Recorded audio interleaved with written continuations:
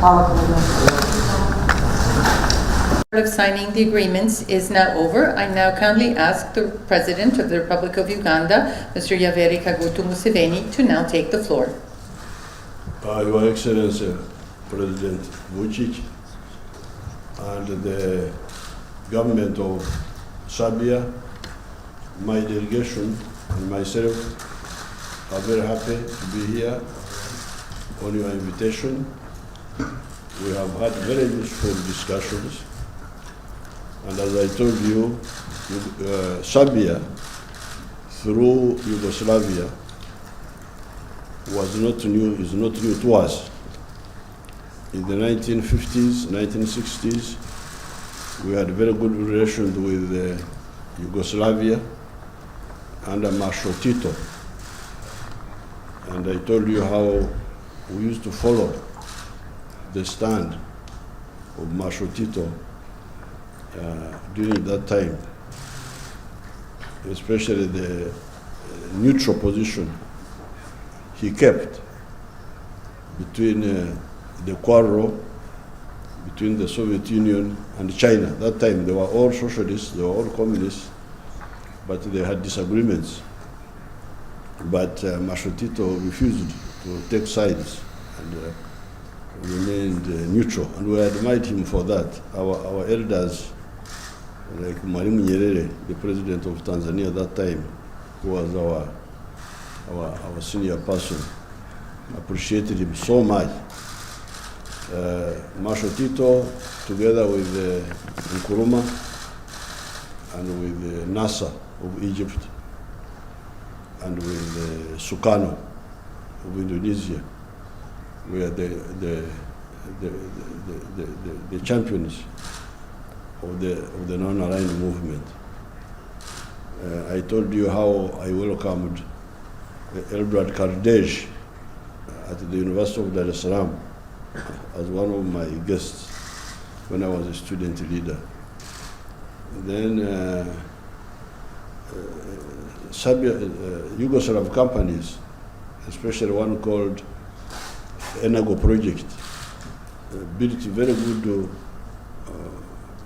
structures in Uganda. There is one structure which is very famous, known as the Nile International Conference Center and Hotel. This was built by the Enago Project, hired by the Uganda government in 1970. Then 1986, we brought them back, and they rehabilitated the Nile Conference Center, and they also rehabilitated the Sheraton. And through barter trade, we worked with them, and they built a very good road between a place called Mitiana and another place called Mubende. And then we bought quite a number of things from Yugoslavia, including boats known as Alinda, which we still have for our Marines on Lake Victoria. Unfortunately, Yugoslavia was involved in some internal issues. There was a little bit of disconnection, but now I'm very glad that you are stable and you are developing, and I am back here to resume our collaboration. I thank you very much.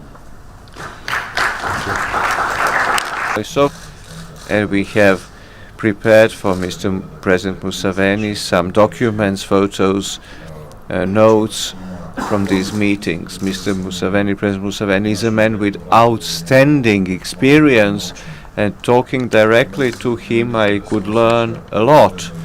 And you see that Mr. President Museveni remembers Edvard Kardelj, he remembers the dissidents of Yugoslavia, he remembers Đilas, how he and Tito went on, and I could learn a lot from President Museveni also about current political situation in Africa, the speed of African growth. Africa in total has 1.5 billion population much bigger than India, but Africa is developing, moving forward. In 30 years, we'll have more than 2.5 billion people in Africa, and it will become then one of the biggest, most important markets in the world after Asia. We talked about many important issues. I'm very grateful to President Museveni for standing by the international law, and that because Uganda is supporting the territorial integrity and sovereignty of Serbia, of the whole Serbian territory in international fora, international organs, we do reciprocally for Uganda and all African countries. What is very important for us, we talk about international cooperation. Before the end of August, 1 or 2 ministers, a head of delegation from Serbia will visit Uganda to talk about possible cooperation in agriculture. Firstly, we'll talk about it in the business forum, in other areas, in defense. We already had some cooperation in the years before us. Behind us, we think we can improve this cooperation of ours. And let me tell you, in 2050, Uganda will have more than 100 million inhabitants. Today, Uganda has more than 40 million. People who cannot follow this quick growth in Africa. Uganda in 2050 will be one of the youngest countries in the whole world. Huge potentials.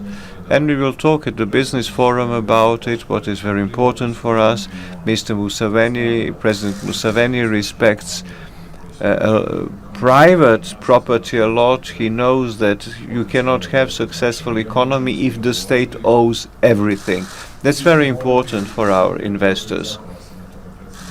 President Museveni invited me for the big Congress of Non-Alignment in 2024 in January. It's an extreme honor for me as a head of state, head of Serbian state, to attend in Kampala this non-alignment meeting. But what I think is also very important for people in Uganda and us here, we had a growth and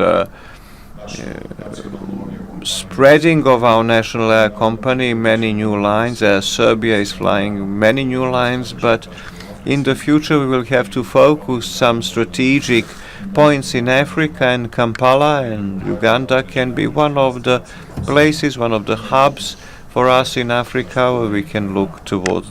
And Mr. President, I wish you the best of health, and I wish you to do a lot of good with your collaborators for our friendly people of Uganda, and we will do our best to translate into reality, to concretize the agreements we have signed today, and to show that not only we understand each other. In global politics, we want to hear from experienced people like you a lot, but we want to have cooperation to the benefit of citizens of Uganda and Serbia. I hope by the end of next year we can have this direct airline. If we open airline, it would be a line, it would be great success for our country and for Uganda. Thank you again. Feel at home, Mr. President.